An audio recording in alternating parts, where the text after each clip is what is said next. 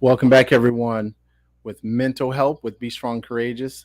I am your brother Hiawatha, aka Bishop H. And as always, my co host over here to the right of me, Mr. Jims himself. How you doing, brother Jims? I'm doing pretty good, man. Doing pretty good. How you doing, man? Everything is good. Everything is good. I wanted to really kind of tie up kind of where we left off on the last episode. We talked a lot about our mental capacities when it came to what we expect. So I really want to kind of shift gears a little bit. Today, we're going to talk a little bit about how trauma can affect our mindsets and our thinking and our belief system. But before I jump into that, I really wanted to kind of go over some statistics on mental illness because I thought some of these statistics were kind of staggering. So check this out. One in every five adults will experience mental illness per year. One in every five. One in every 20 will experience a serious mental illness episode. One in six youth ages 6 to the age of 17 experience mental health. 50% of all lifetime mental illnesses begin by the age of 14, and 75% of our lifetime mental illness is set in by the age of 24. So those are some pretty staggering numbers. But get this, suicide is the second leading cause of death amongst the ages of 10 through 14. That is 17%. 17% of our youth that pass away is due to suicide. The only number that was higher than that was accidental injury at 24%. So, with that being said, I really want to jump into, you know, how do we identify that there's some trauma that is affecting us from a mental health standpoint? Man, that's them numbers are staggering. When I think about what you just said, it's just evident that a lot of us are just walking around dealing with mental illness and and not even understanding why we're thrown off in a sense. And that's some staggering. One in five people, bro. That's a huge amount of people that's dealing with mental illness and struggling and things like that. I thought it, a little bit higher, but I get it. I know we all, will encounter some of the same issues in life, but it is how you respond to a lot of stuff. So let's think about that 50% of the population. Let's think about 50%, not of the population, but 50% uh, being diagnosed or being said to have some type of mental illness by the age of 14. So it's just like what's going on from a traumatic situation that we are falling into, anxiety, depression, OCD, bipolar, all these different things that they label in the mental health realm. What's happening between the ages of 0 to 14 in our lives? Is it upbringing? Is it abuse? Is it a combination? Is it what we're being told that wasn't accurate? Is it being given the wrong expectations? These are the things that we really want to uncover when we're talking about how did we get here. Mm-hmm. You see what I'm saying? Like, how do we get here? So I'll use myself as an example. All right, how the mental health thing can work, and you guys can kind of draw your own picture of looking at your own mental health. So myself, as a kid that grew up in East Side Phoenix for the most part, born to teenage parents. Okay, didn't we didn't have money. My parents were never married, and I lived in the housing projects, aka the projects. Right, so you have an environment already as a young child that has high crime, high drugs, prostitution, different things that I see as a young adolescent that potentially shapes my mindset towards something. I developed a specific mindset about drugs because of what I saw. I developed a specific mindset about drinking because of what I saw. All these things are attributes to what can affect you by the age of 14, like we're saying.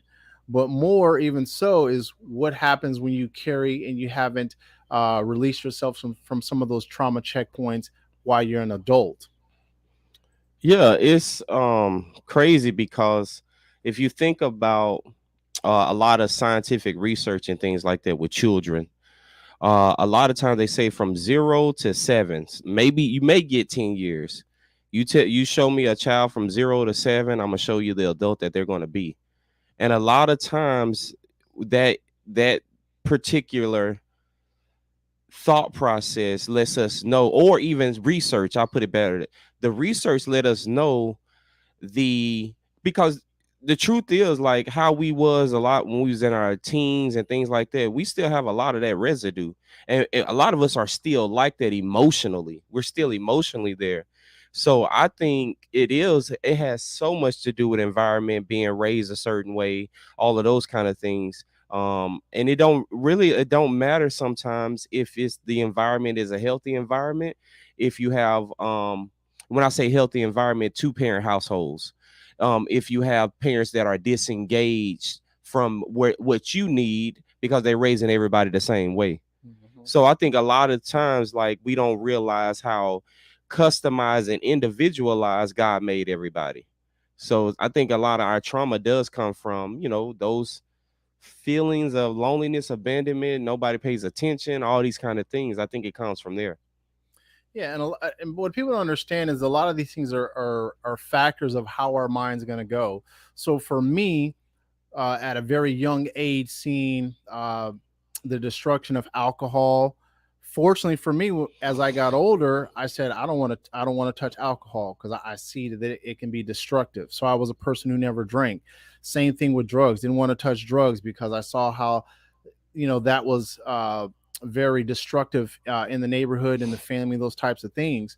Everybody's going to take that information and deal with it differently. Mm-hmm. I was exposed to domestic violence, between with my stepfather and my mom. So that left a certain type of imprint on my mindset. So what I'm getting at is experiences that you have, if you've never healed from them or been released from them, can create a certain mental state when you get older, or even before you get into your adult years. So all those things are factors. Then you start to throw in what we see on TV, what we hear in music, all these different things. So what am I saying here? It's like we have to be able to identify what our trauma checkpoints, as I like to call them, are. What made us get into a specific mindset? I have a specific mindset based on alcohol and drugs. I didn't want to touch it. I didn't want to do this because there were some things that I saw behind it. I was like, I don't want any parts of that. As a young black man growing up in America, that was already enough in itself. I didn't want to add any more to that. Now, everybody doesn't have that same mindset when it comes to that. Some people may go the other route when they see these things. A lot Mm-hmm. of times, what happens is what we do, we emulate what we see, what we hear, what we see others do. We start to emulate those things. And those habitual habits we don't know are going to put us in a situation where we're affected down the road. So, where are we at when it comes to our belief system on marriage? Where are we at when it comes to our belief system on work? You see what I'm saying? Like, think about that. Like, what was, let me ask you this question, Brother James. Like, what is the mindset of, just let's just take relationships, whether it's a girlfriend, whether it's a marriage, whether it's a business relationship. What's the mindset that you have as an adult when it comes to those things? Like, so I guess my question is, like, when you're thinking about like what marriage is or what dating is, what is your belief system? What is your mindset on that? And I'm gonna draw an analogy. I'm gonna draw a picture here after you answer this question. Mm-hmm. But in terms of relationships, what information do you have that gives you a certain stance on how you believe about relationships when it comes to marriage or girlfriend or even a business relationship? Yeah, I think that is a great question because it's been progressive for me.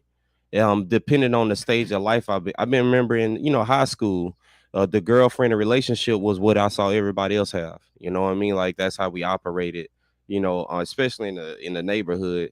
We wasn't big on girlfriends. We were big on one night stands, right? Mm-hmm. So when you're not big on girlfriends and you used to one night stands, you have a certain mentality that comes with that, right? So I think it's been progressive over the years because, as we mature, but everybody don't mature. I need to say that as you choose to mature and to see things from a different angle, I think your relationships with people start to develop a new, you put on new lenses, new eyeglasses is how I like to say it. So you can go from being the one night stand, let's go to the club, get drunk, 2, 3 o'clock in the morning, let's see who gonna go home, right? So you can go from that mentality of relationship to actually, I want something that is stable.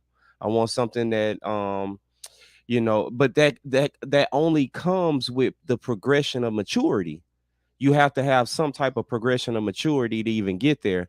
And you know what I realized God put in a lot of women? The desire to be loved, the desire to be married, the desire to have a family and things of that nature. But a lot of men don't have those same desires, but they can be created and grow, if you understand what I mean. So check this out. Whether you are watching this and you're a believer or non-believer, let's address when you were a youth, what made you believe or think that it was okay to have premarital sex? Let's just start there. Right. What was the mindset and the belief at that specific time? Well, I liked how you said it because it do depends on how you're raised a lot of times and what you're around. So if I believe if you're in a community where everybody is like believes in chastity and purity and wait till you're married, you may still have some instances where people have premarital sex, but it wouldn't be the norm. But I think the norm in a lot of our urban communities in the hood where we grew up, the norm is what, bro? Like, come on, we know it. The norm, you know what I'm saying? If like the girl is loose in the neighborhood and everybody like, you know what I'm saying? That'd be the first one that you lose your virginity to because that's the norm. Would you in this current year, 2023, would you be willing to make a blanket statement and say that in the United States, premarital sex is normalized and it's pretty much okay? Yeah, it's normalized and okay. Yeah, of course. 100%. So what I'm getting at with this is, without going down all the different lanes that we could be in, my point is, there is a, do you think a lot of people struggle in relationships today? Of course. Yeah, but look at the divorce rate, the statistics of divorce. 100%. So that tells you. So what I'm getting at is, when you have a person, let's just say an individual who struggles in relationships, it brings them anxiety, or it brings them stress, or it brings you all these different things. We have to stop at that point and say, did I get the proper information on how to even have a healthy relationship?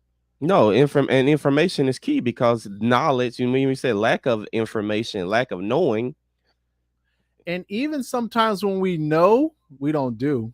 of course. Because but why? You got to answer that question now. Why is it 100% that why is it that we can know and still not do? flesh. Partially. But Yeah, this is why I say we can know. So for instance, if you had a dad who made you do the things that he knew that you needed to do, you are more privy as you grow older to emulate that father, right? true. So I think yes, but you can still be a person of the flesh, a believer, non-believer. You can still be that type of person, but your dad or that person taught you that you know what to do, and so you do it. There are people who learn how to clean when they're young, right? Clean Mm-hmm. how clean dishes, and they know what to do. So when they get up and do it, they know wash this first, wash this second. I'm gonna have to scrub this. So I think flesh is partial, but I also think flesh is an excuse. But I think that is more important to understand it from the perspective that um what influence do I have in what in to get to knowing and doing and think, like, what is the influence? Did I have a parent that influenced me to do what you know is right and true and things of that nature? But go ahead, bro, you got it. No, you're 100% right. So what? Let's go down a couple other lanes. In the last episode, I talked about, you know, getting education, getting out, and getting a job, and then having a certain expectation. What happens when that expectation? How many people out there can't stand a job, but they got to do it to pay their bills? A lot of people, right? There's a lot of people right now that's like, I don't really like this job. I don't really like my manager. I don't really. But we do these things because we're like, oh, well, I got to take care of my spouse. I got to take care of my kids. I got to take care of my household. Do you think working in a place or at a capacity that you don't really like over time can put you in a stressful, anxiety, or Mm, even a depressed situation? Because we didn't know before we were adults what really came with being an adult, what really came with parenting, what really came with work. You see what I'm saying? And so it's like, if we don't take on the mindset of all the possibilities, I mean, how many people stay at their jobs for 30 years? The same job. We don't that's not really a thing. You know what I mean? I mean, if you can get somebody who's been at their job for 10, 15, 20 years, that's like amazing in today's world. So my whole point is these are all factors in terms of belief system, what we actually expected, but more importantly, when we get to that point of, man, I don't even like this job or a specific adversity, how do we handle it? Are we okay saying, okay, it's not that big of a deal. I'll just get something else that I really want to do. You know what I mean? Or do we say, man, this job pays really good. I don't really want to let it go, but I really hate my boss, or I really hate what I do, or I really hate. You see what I'm saying? mm-hmm, And so we stay in these capacities and these lanes. And what happens is we don't address how we really feel and how to break away.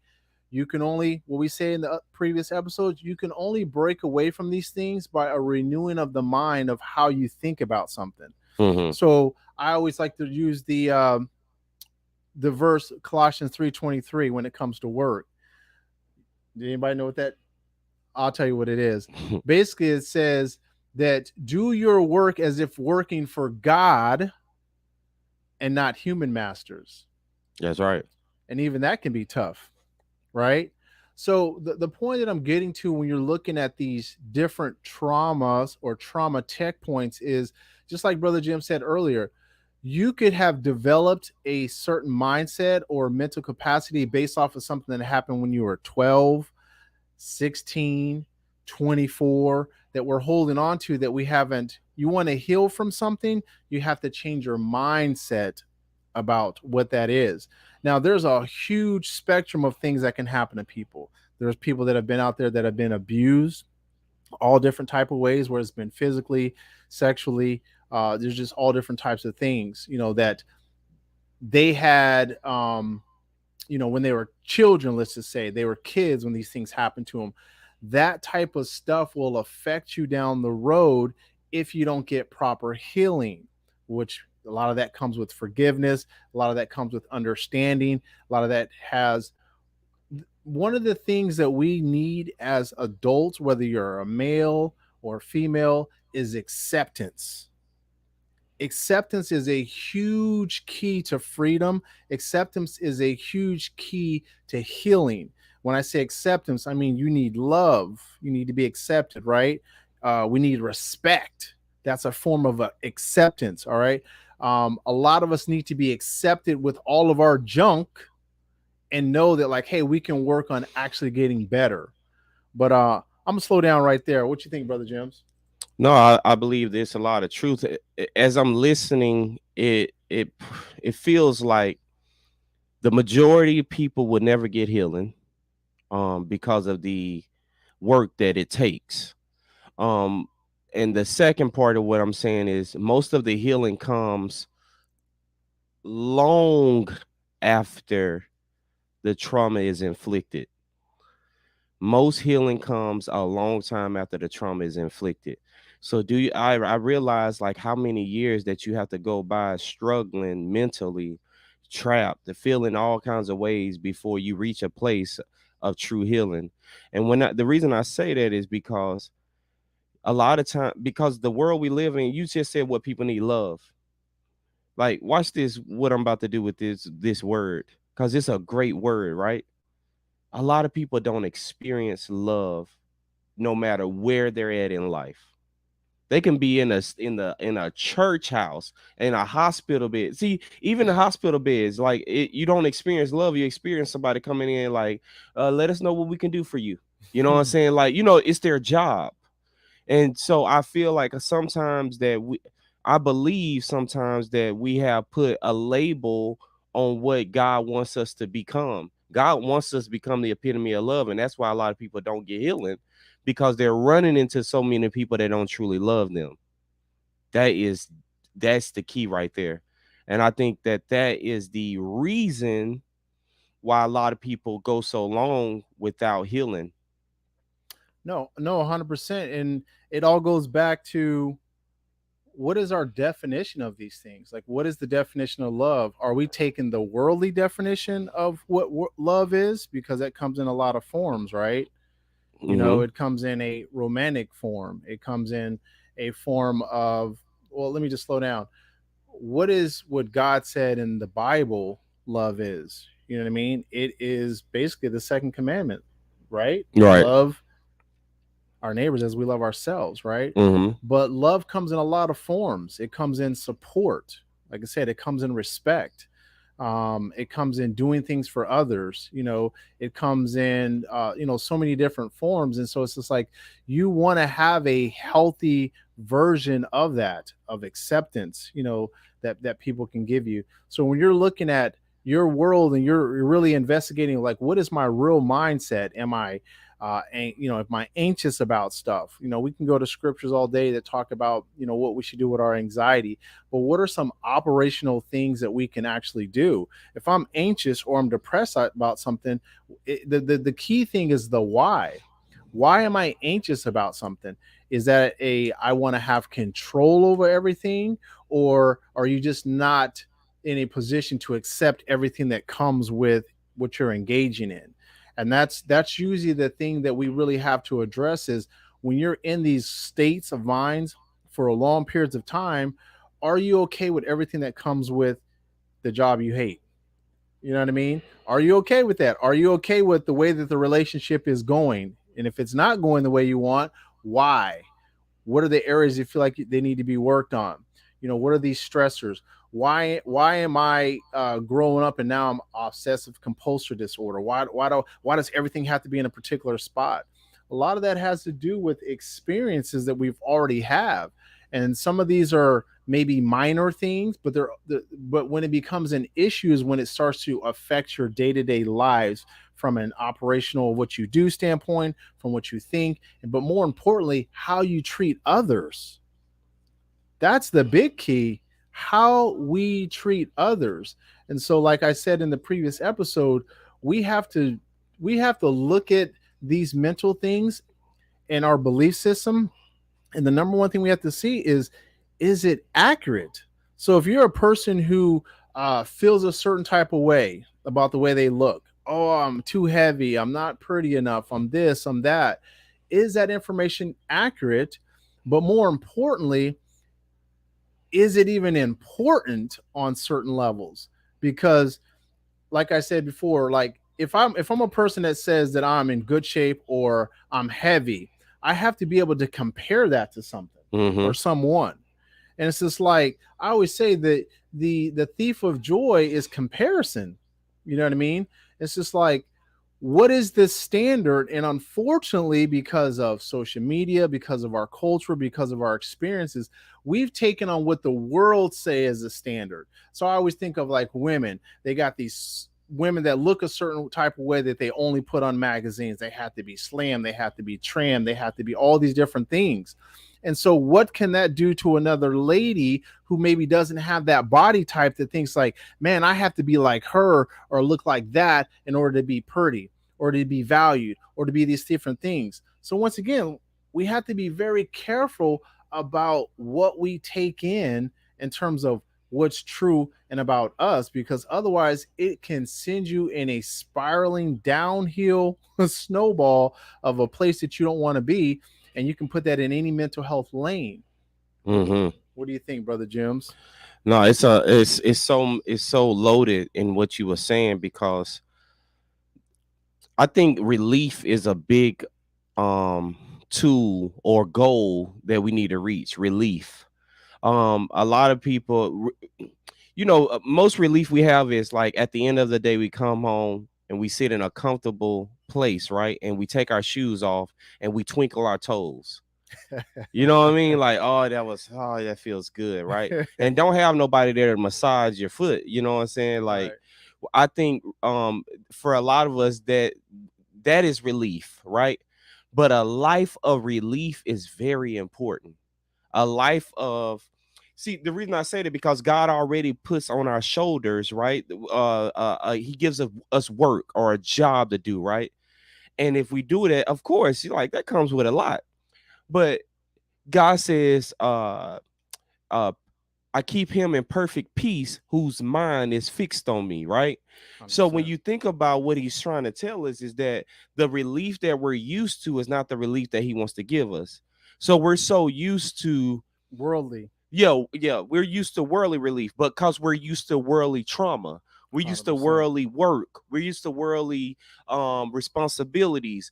But when you have kingdom responsibilities, kingdom work, kingdom, all these things, kingdom, he wants to give kingdom relief. And I think a lot of us have to understand that there's two different things. 100%. So worldly relief only is from worldly work, worldly responsibilities, worldly duties, worldly,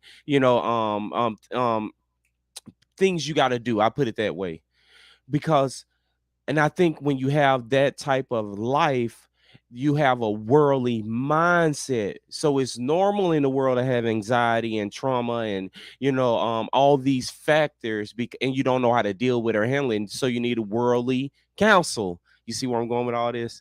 So I think relief is a big thing for people to get from God because relief should not be temporary.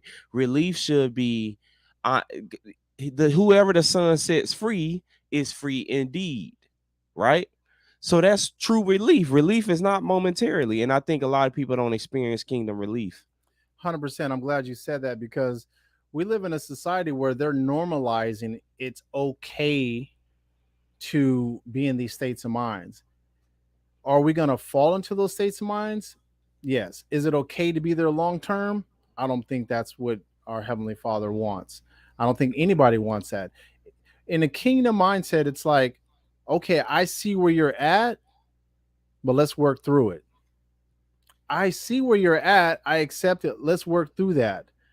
Now, we have and I'm not against medication, but in my experience, like I said in my previous episodes of being in the health insurance realm and dealing with, working with people who have been on these scripts for 10, 15, 20 years, we're not fixing, we're not healing, we're not giving people operational relief, as Brother Jim said. We're not getting the relief that we need.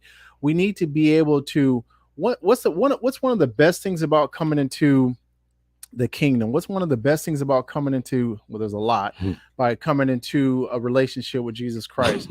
What is one of the best things about having, I'll take us, a brotherhood of being able to go on men's trips and having Zoom calls where we can be open, honest. There's a freedom.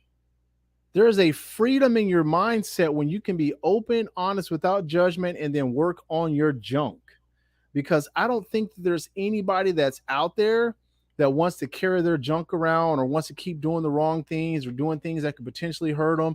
They know that it's affecting this relationship because of how they think.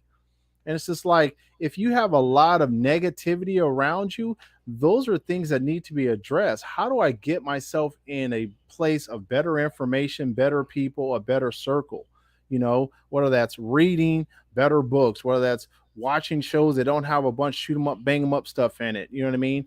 And so, like, all these factors are key into getting yourself in a mindset that's renewed. But more importantly, what does God say that we should do? Man, Has anybody ever asked that question? What does God say we should do? I'm finna hit a left turn on you real quick. Man, I'm over here like just about relief and everything we're talking about and things of that nature. Let me ask you this question. Where does vacation come from? Who created a vacation? The world. Oh, so it's not in the Bible though. No, people need a vacation from their life, to get that break away so they can let off some steam, so they can rest from that job they're going to, so they can not have the stress with the kids, to all these different things that we talk about a vacation. We need a break. Right. So watch this.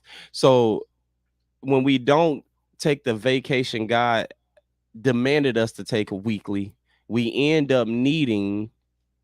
You hear where I'm finna go? We end up needing a worldly vacation. 100%. So the reason I just said it is because when we take these vacations, we get the relief for the few days, right? Some people take their work on vacation. Ugh, right? But when we come back within 1 or 2 days from that vacation, it's back to normal. That is a mindset that sets you back, though, because 100%. then you believe that life is a 2-week vacation per year, right? Spend some time with my family. Right. So when you get to rolling, watch this. This ain't even a mindset you was given at young. This is a mindset you accept in the corporate world or the work world, right? Adulting. Yes. You see, Adulting. so They it's didn't like tell me all this. we're always getting a mindset from the world. We're always accepting it though, because we don't know the mindset of the kingdom. The kingdom wants us to visit others in their sicknesses and weaknesses and captivities and whatever. Visit, not go on a vacation. That means God has already given. So that watch this. God wants us to actually rest more than we work. 100%. Because we resting in him, right? And then he give us a duty to do. The world wants us to work more than we rest. Remember, God said every 7 years, what did he want them to do? Let the land what? Rest. For a whole year. That's unheard of now. You can't even What? look. What? My phone went off. I gotta check my email. I gotta do all this stuff. But watch this though. For those 6 years of them supposed to be working the field, if you know anything about gardening and all these kind of things and planting, God said, I'm gonna grow these things for you. That means you don't have to tend to it as hard as you would do. You see where I'm going? Every day. He said, my work is light, right? I make the load light. Bro, I'm done. Look, I'm done, bro. Cause No, I'm going so. I like what you said, because think about this.